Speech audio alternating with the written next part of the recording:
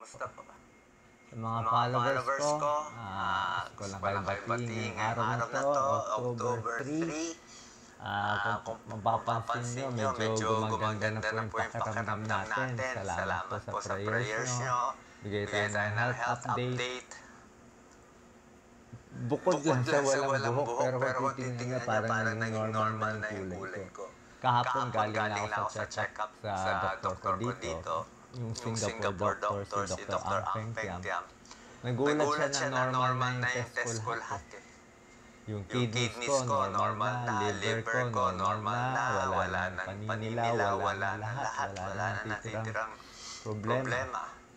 Tapos sabi nga niya, maybe in 1 week, uulitin na yung PET scan buong katawan para makita kung lumiit, gaano kaliit, o ano nangyari dun sa bukol para malaman natin.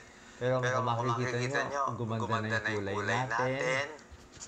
Gumanda na yung kulay natin. May hingal pa rin tayo, syempre. Kasi nung una, nag-umpisa naman tayo ng manas na manas. Diba? Pero ngayon, I'm feeling better. Kagabi, nakatulog ako for the first time, mga 8 hours of sleep. So, yun ang pinakamaganda.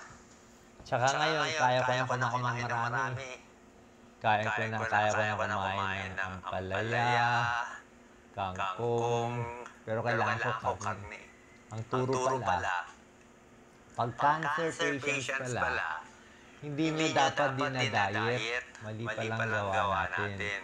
Pag may cancer na, bigay mo na lahat ng taba na gusto niya. Taba, baboy, lechon, kahit ano, basta kumain lang siya na kumain. Kasi may kalaban na siyang bukol eh. May cancer na siyang kalaban. So, dapat po gano'n.